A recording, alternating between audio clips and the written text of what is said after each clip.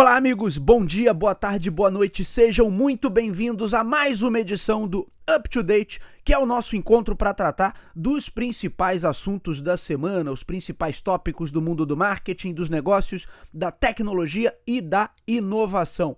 O meu nome é Bruno Garcia, sou professor e profissional na área de marketing e business, host aqui do canal Talk to Biz. E no Up to Date, você já sabe, a gente tenta trazer a ponta da inovação, do que está acontecendo por aí, do que as principais empresas e principais marcas estão fazendo, sempre no sentido de trazer novas ideias, oxigenar um pouco o que você está fazendo aí na sua empresa, no seu negócio, na sua carreira e tentar mostrar aí para onde o mercado está caminhando. Estou mais uma vez numa edição solo, temos algumas coisas bem interessantes para tratar. No episódio de hoje vamos falar sobre direção autônoma, sobre investimento em empresas chinesas e sobre a Huawei trazendo aí um novo sistema operacional mobile para rivalizar com iOS e Android.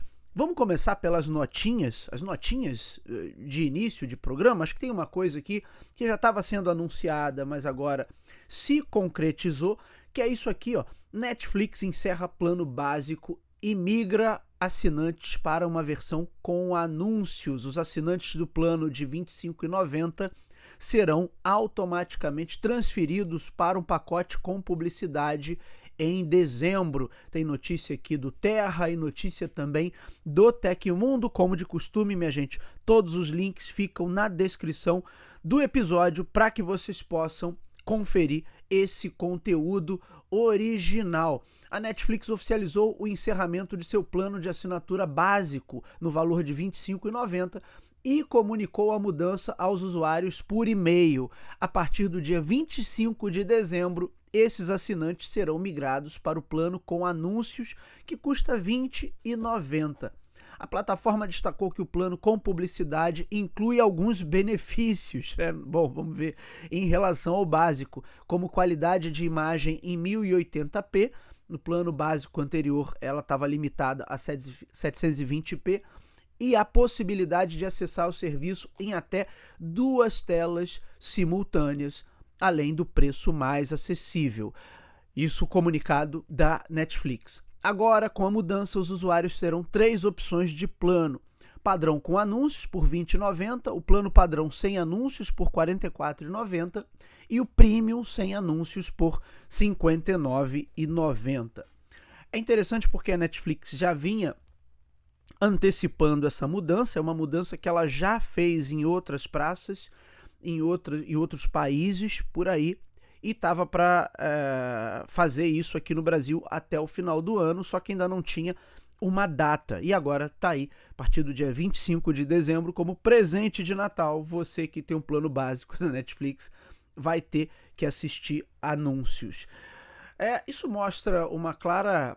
Um claro novo direcionamento da Netflix, que a gente já falou por aqui, quando ela estava aprimorando. Teve um up-to-date, acho que no início do ano, que eu falei que a Netflix vinha trabalhando aí para aprimorar a sua plataforma própria de anúncios, e que ela via isso como uma nova fonte de receita e uma boa fonte de receita, como qualquer canal de mídia fez ao longo das últimas décadas, dos últimos 60, 70 anos. Portanto, a Netflix olhava para isso com muito bons olhos e já perdeu há muito tempo aquela essência de ser uma plataforma de streaming focada no streaming e focada na experiência do usuário. Portanto, hoje, se eles tiverem que prejudicar um pouquinho a experiência e deixar de lado aquela ideia de seremos o futuro da TV, uma coisa muito mais interessante, muito mais inteligente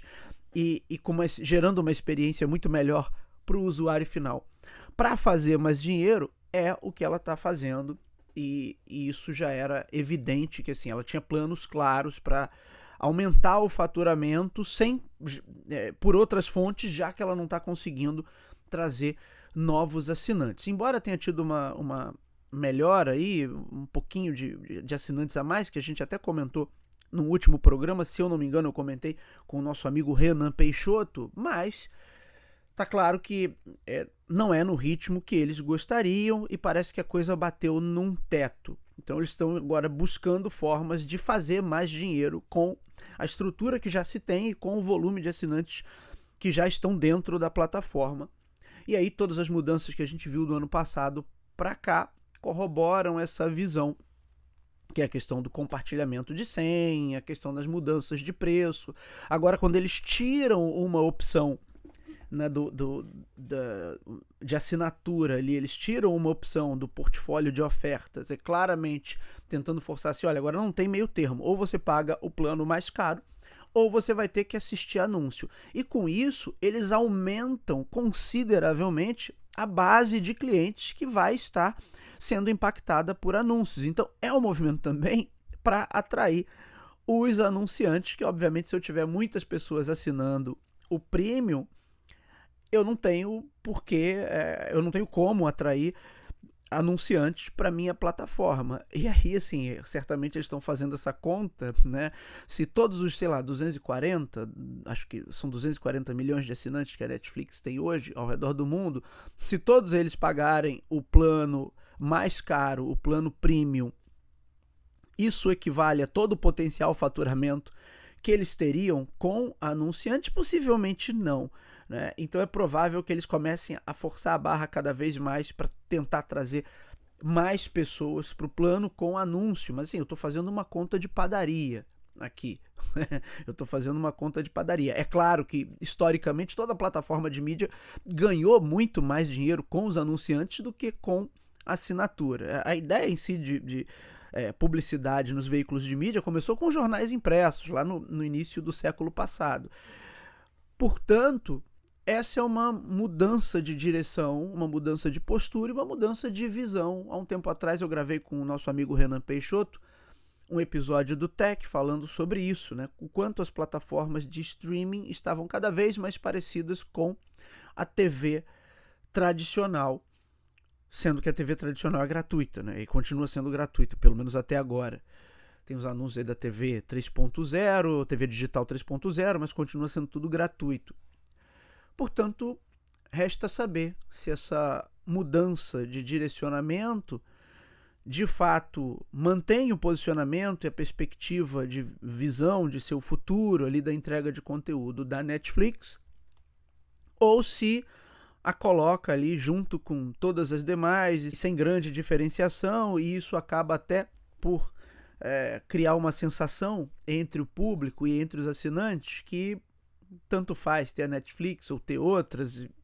Enfim, acho que a empresa está nessa crise, um pouco dessa crise de identidade.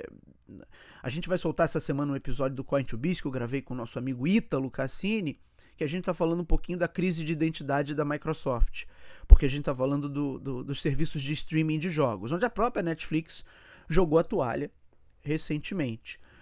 E aí um dos problemas que eu coloquei em relação à Microsoft e ao Xbox é que assim, ela está tentando ganhar dinheiro do início da cadeia até o final. Ela quer ganhar dinheiro com o software, com o hardware, como distribuidora, como serviço de assinatura, quer dizer, em todas as etapas desse desenvolvimento até a entrega do jogo para o consumidor final, ela está presente ali porque ela porque ela criou uma estrutura muito grande. Então ela desenvolve o jogo, ela produz o hardware, ela vende o jogo, mas ela também é dona do canal de distribuição do Game Pass, ela também vende a assinatura, quer dizer, e aí a empresa muitas vezes fica numa crise de identidade e tentando ganhar dinheiro de todos os lados. É óbvio que isso não costuma dar muito certo. Então alguma coisa tem que ficar em segundo plano, ou tem que ter uma performance pior, por assim dizer.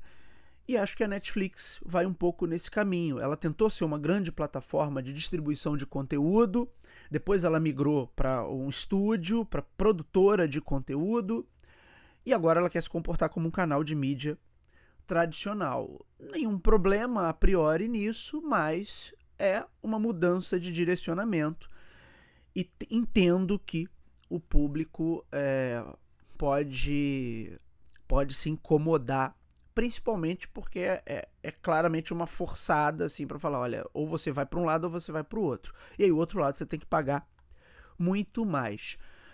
Mas, assim, pela perspectiva de fontes de receita, faz todo sentido, porque de fato a publicidade é uma fonte de receita poderosa. Vamos ver como é que vai ser a movimentação dos anunciantes, se de fato teremos grandes anunciantes e como é que vai ser agora em que um contingente muito maior, a gente não sabe exatamente quantos por cento desse total de assinantes da Netflix estavam nesse plano ou estão nesse plano básico e migrariam automaticamente para o plano com anúncios.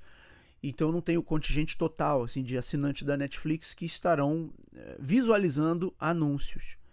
Mas é certamente uma mudança de drive aí da plataforma e ela joga para debaixo do tapete todo o discurso que ela fez na última década em relação a ser o futuro da TV. E também não é um discurso aqui contra a publicidade. A publicidade, como eu até falei no outro programa com o nosso amigo Lucas, a publicidade ela tem o seu lugar nisso desde que seja feito de uma forma com elegância, respeitando alguns critérios, não como o Spotify andou fazendo aí, inserindo anúncios no meio da fala das pessoas durante episódios de podcast, ou como alguns canais de TV a cabo faziam, né, inserindo anúncios também no clímax do filme, ou como o SBT porcamente fazia, com os frames da Jequiti ali no meio da programação. Então, assim, se a coisa for feita dentro de determinados critérios, não há problema nenhum. O anúncio é, inclusive, importante e pode ser parte do entretenimento. Vamos ver como a Netflix vai conduzir e qual vai ser o resultado dessa mudança.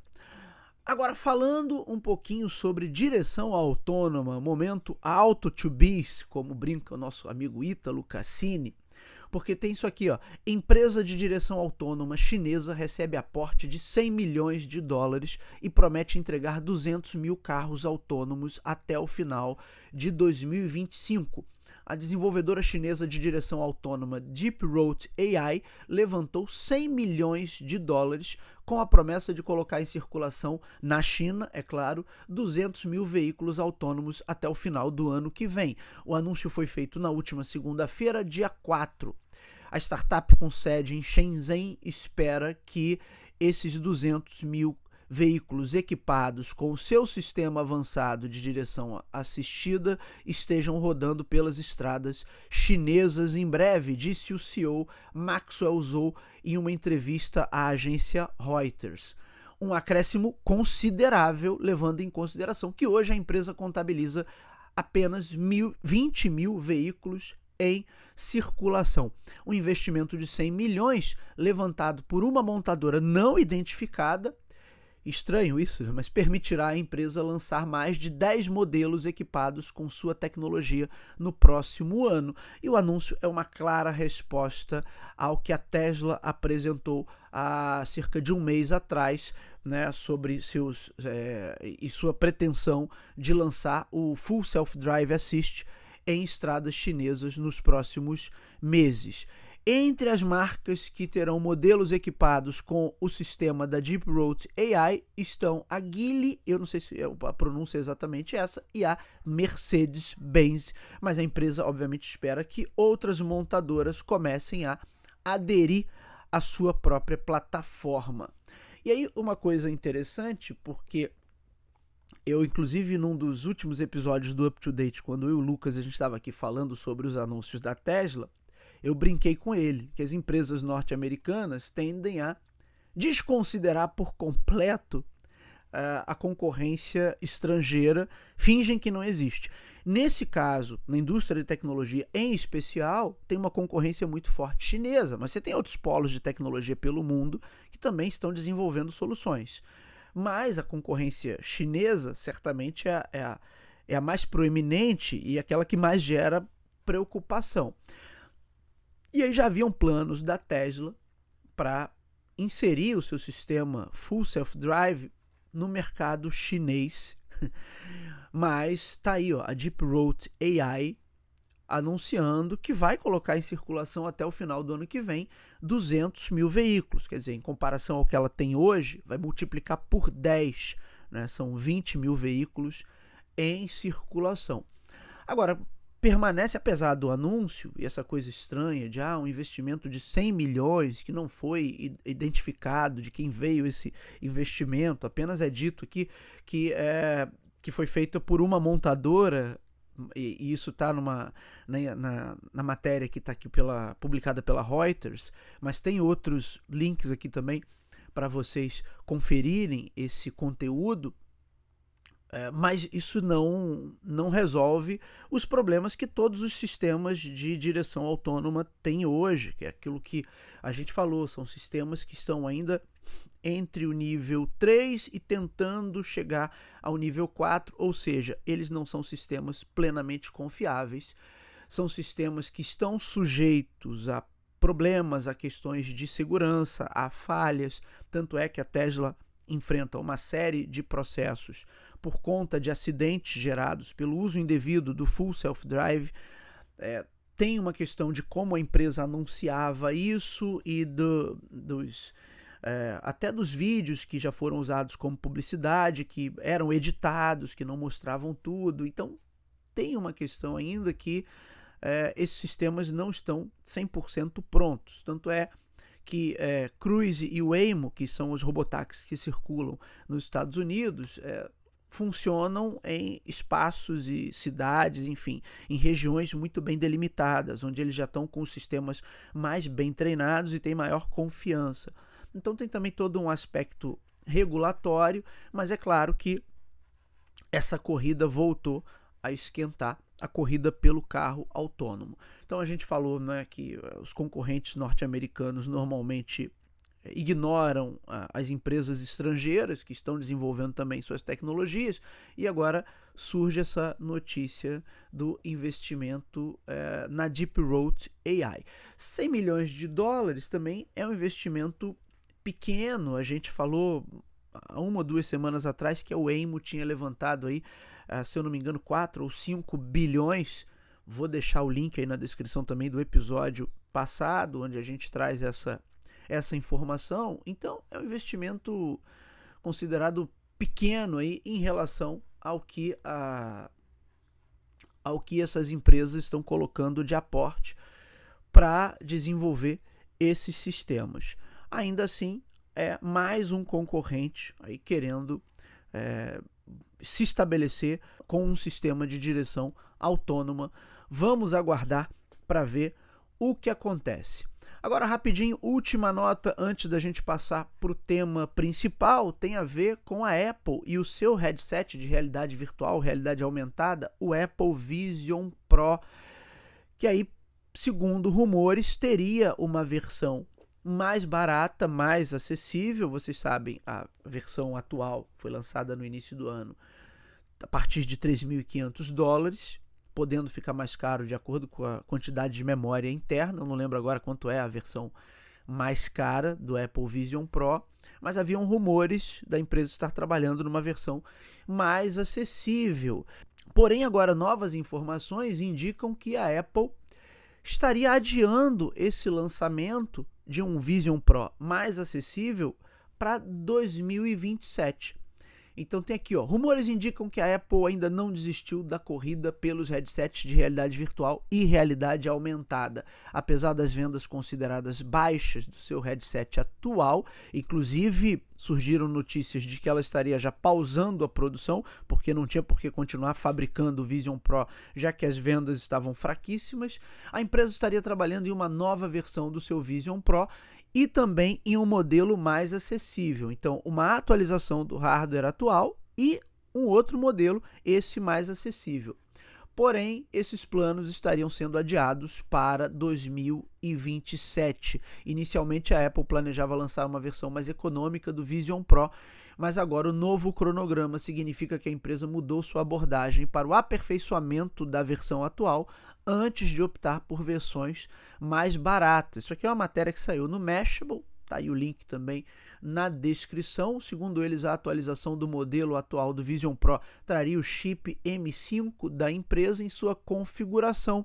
Mas, na verdade, essas informações foram publicadas por um analista independente, o Ming-Chi Kuo, que é famoso por trazer informações e análises internas sobre a empresa, mas, por óbvio, nada disso é confirmado pela Apple, portanto, são apenas rumores e especulações, mas acho que é uma possibilidade bastante plausível de que a Apple, de fato, esteja trabalhando no modelo mais barato. Agora, se ela vai conseguir trazer esse modelo mais barato com todas as promessas e todas as características e todas as qualidades que o seu Vision Pro traz, aí a gente tem que esperar para ver, e talvez por isso a coisa também esteja sendo jogada para frente. O Vision Pro claramente era uma prototipagem, uma ideia,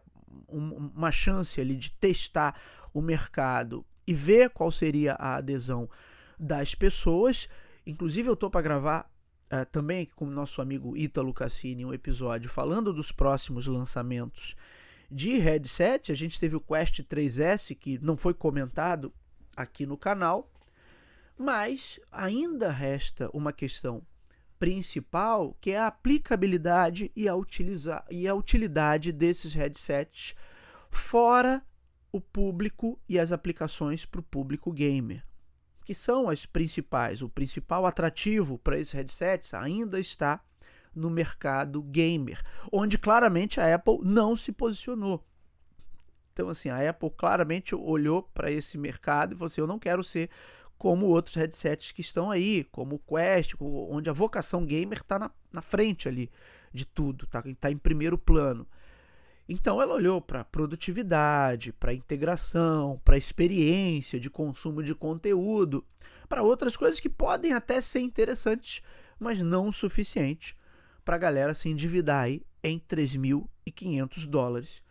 E aí, por óbvio, passado aquele hype inicial, onde os fãs da empresa, os fãs mais ardorosos e mais abonados puderam ir lá e encomendar o seu Vision Pro, o mercado como um todo olhou e falou assim: poxa, muito legal, surpreendente a tecnologia, mas eu vou comprar isso para quê?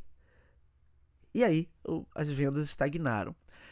Portanto, vamos aguardar aí para ver se esses rumores se confirmam, mas certamente se ela tiver um modelo mais acessível, porque é uma diferença brutal assim, do seu principal competidor, que é o Quest 3, que custa, sei lá, $300, $400, não lembro aqui agora, para um outro que custa $3.500. Portanto, é um preço proibitivo, um preço obsceno. Mas se ela tiver um modelo mais acessível e se ela conseguir mostrar ali, de fato, a vocação daquilo ali, e aí talvez para usos mais específicos no campo da engenharia, da arquitetura, até do design, aquilo pode ter aplicabilidades incríveis.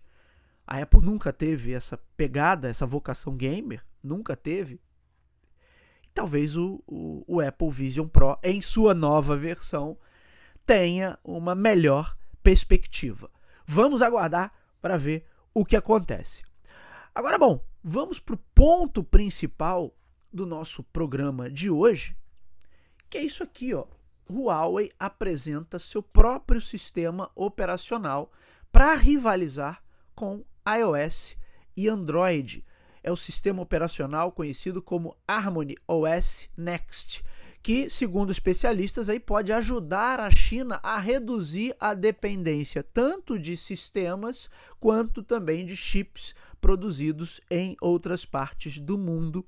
Há um tempo atrás, aqui no programa, inclusive, eu falei do livro A Guerra dos Chips, que na época eu estava lendo, ainda não tinha terminado de ler, mas é um livro que mostra toda a questão estratégica, militar e comercial envolvendo a produção de microprocessadores e semicondutores de ponta. E a partir do momento que uma empresa ou um país, no caso a China, tem dependência de tecnologia estrangeira, e no caso de semicondutores, não é só a China, é todo o planeta que depende de algumas poucas empresas que detêm aquela tecnologia, mas para a China, pela questão geopolítica, pelo conflito ideológico ali e mercadológico em relação aos Estados Unidos, esse é um aspecto crucial.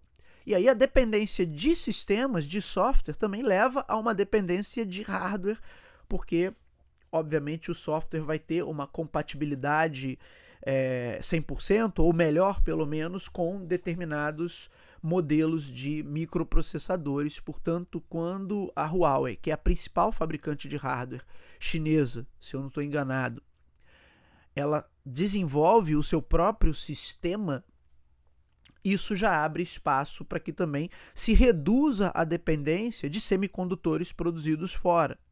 Porque aí ela, como trabalha também no campo dos semicondutores, e a China vem investindo muito nisso nos últimos anos, é claramente um movimento para reduzir essa dependência de tecnologia estrangeira. Vamos aqui para a nota, e aí a gente comenta, o primeiro sistema operacional móvel totalmente autônomo, entre aspas, da China foi lançado pela Huawei na última terça-feira, quebrando o cenário global de sistemas operacionais dominado pelos sistemas Android do Google e iOS da Apple.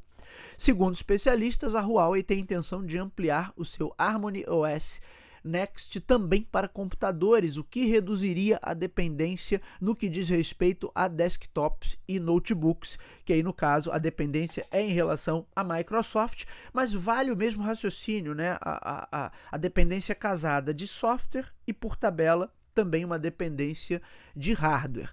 Para muitos analistas, essa é uma clara resposta do setor tecnológico chinês aos embargos de tecnologia promovidos pelo governo norte-americano nos últimos anos. Quer dizer, a partir do momento que surgiram uma série de entraves para que essas tecnologias fossem comercializadas para parceiros e para empresas chinesas, coisa que a gente já comentou aqui no canal também, é claro que isso só ampliou o sinal de alerta por parte deles de que era preciso desenvolver tecnologia própria, tecnologia interna, ou seja, segundo os analistas, isso apenas, entre aspas, alimentou o impulso interno para a inovação independente da indústria chinesa. A Huawei apresentou o seu sistema classificando ele como um sistema puro sangue, porque não depende mais da arquitetura Android para funcionar, e inclusive nem oferece suporte para aplicações desenvolvidas para Android. As versões anteriores do Harmony OS eram, na verdade, uma variação, uma derivação do sistema Android, como outros fabricantes já fizeram também. Segundo o diretor executivo da Huawei, o Yong Shengdong, atualmente hoje os 5.000 principais aplicativos usados pelo público chinês já possuem uma versão para o novo sistema operacional. Além disso, um total de 15.000 aplicativos nativos já estão disponíveis. Aí abre aspas para a fala do Yu Shendong. A Huawei levou apenas um ano para percorrer o caminho que as empresas estrangeiras vêm fazendo há uma década, enfatizando ele que o número de dispositivos que suportam o novo sistema chega à casa de 1 bilhão de dispositivos ativos pelo mundo. Segundo também o Yun Shendong, o número de aplicativos nativos no sistema operacional multiplicou por 10 de junho para cá. Em junho foi quando a Huawei apresentou a versão beta do novo sistema operacional. Vamos lá, a título de comparação, a gente estima que hoje sejam cerca de 3 bilhões de dispositivos Android ativos pelo mundo. No último trimestre de 2023, os dispositivos Android responderam por 56% do total de vendas. Já a Apple teria cerca de 2,2 bilhões de dispositivos iOS ativos em todo o mundo. Portanto, você tem uma predominância ali dos dispositivos Android, é claro, porque tem um quantitativo muito maior de modelos, e aí vão desde os modelos mais premium até os modelos mais acessíveis, onde a Apple já não tem tantas opções, principalmente em mercados emergentes como o nosso. No entanto, você vê que a diferença ali é 3 bilhões do Android, 2,2 bilhões para a Apple e a Huawei com o seu ecossistema com um potencial de 1 bilhão de dispositivos. O que ele está dizendo aqui é que são 1 bilhão de dispositivos ativos que seriam compatíveis. Então, se a Huawei olhar só para o mercado asiático, isso já é uma terceira força. O que, por exemplo, o Windows Phone nunca conseguiu. É um feito que o Windows Phone nunca conseguiu replicar, nunca conseguiu ser uma terceira opção que realmente ocupasse um espaço relevante nesse mercado mobile. E aí, para além do mercado asiático, é claro que a Huawei pode ter penetração em outros mercados, principalmente em mercados emergentes. Aqui no Brasil não é tão comum, a empresa ainda não tem uma participação e uma visibilidade tão grande, mas é um mercado perfeito para uma incursão dessa natureza. Porque, por exemplo, aqui Xiaomi já tem uma participação interessante, e se a Huawei, por exemplo, tiver uma linha de produtos com a Xiaomi, o quanto ela consegue aumentar rapidamente essa participação. Agora, não é algo tão fácil assim, né?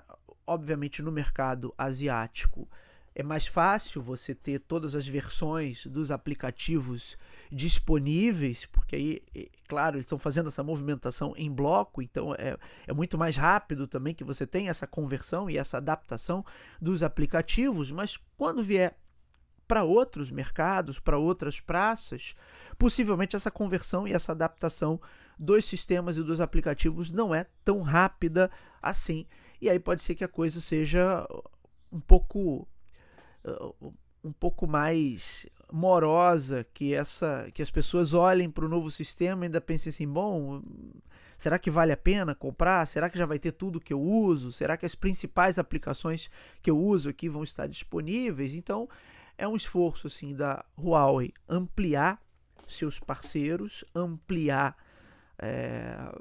a visibilidade da sua própria marca em outras praças, mas vamos ver como é que a coisa vai andar. De todo modo, é uma terceira força que talvez por algum tempo fique muito restrita aos mercados asiáticos e principalmente ao mercado chinês, que é um pouco do que a gente vê também e viu em outros setores, por exemplo, indústria automotiva, que tem muita coisa acontecendo lá dentro da China e poucas marcas já furaram essa bolha e estão mais presentes em outras partes do mundo. A BYD é um exemplo disso que a gente vem falando constantemente aqui do canal, mas acho que é uma ameaça também, principalmente para a Samsung, porque a Samsung sempre teve essa pretensão de trabalhar o seu próprio sistema, mas nunca conseguiu se desvencilhar do Android, e agora com essa ameaça da Huawei, eu acho que de alguma forma coloca a Samsung contra a parede e faz com que, pelo menos a curto e médio prazo, ela tenha que estar mais ainda alinhada com o Google para se fortalecer e para não permitir que, eventualmente, até no mercado sul-coreano, ela daqui a pouco comece a perder vendas para dispositivos com um novo sistema operacional. Portanto, ainda tem muita coisa ainda para ser vista, mas é um movimento interessante e algo para a gente acompanhar, porque isso pode mudar. A médio e longo prazo pode mudar de fato como esse mercado mobile vai se configurar. Agora, é claro, para alguns mercados não muda nada. A Huawei sofre uma série de embargos, ela não consegue mais entrar no mercado norte-americano da maneira como ela fez durante algum tempo. Potencialmente agora os Estados Unidos vão ampliar alguns embargos e de repente forçar alguns países que estejam mais alinhados às políticas deles a também replicar esses embargos à Huawei. Portanto, é algo que transcende até a relação pura de consumo, porque tem outras questões ali, questões, como eu disse, estratégicas e geopolíticas envolvidas nisso, mas do ponto de vista de mercado consumidor, é interessante que você não tenha a dependência de apenas dois competidores, que inclusive adotam políticas muito semelhantes, como a gente cansa de ver, por aí. É uma interrogação que não foi respondida aqui também pela reportagem, porque parece que ainda não tem definido muito bem como é que seriam esses modelos de repasse para os desenvolvedores. Então pode ser uma chance também da Huawei apresentar alternativas para os desenvolvedores que hoje são um tanto quanto reticentes em relação às políticas de taxação ali praticadas tanto pela Apple quanto pelo Google. E também é um desafio de branding, porque a Huawei, embora ela seja uma gigante de tecnologia nos mercados asiáticos, mas em muitos países, inclusive no Brasil, ela ainda não tem essa percepção. As pessoas olham e mais uma marca. Eu acredito, né, que muitos desavisados olhem para a Huawei e pensem nela como mais uma marca genérica chinesa, quando na verdade não é. Ela é uma grande indústria de tecnologia, que inclusive desenvolve também seus próprios microchips, seus próprios processadores. Portanto, é um trabalho também de branding da Huawei se fazer mais presente em outros mercados. Mas está aí, o sistema acabou de ser lançado, vamos ver quais vão ser os próximos passos e como isso pode impactar ou vai impactar o mercado global mobile. Bom, com isso, minha gente, chegamos ao final de mais uma edição do Up to Date. A gente tentou trazer aqui as principais notícias aí da última semana. Eu espero vocês na semana que vem. Um abraço a todos. Até lá.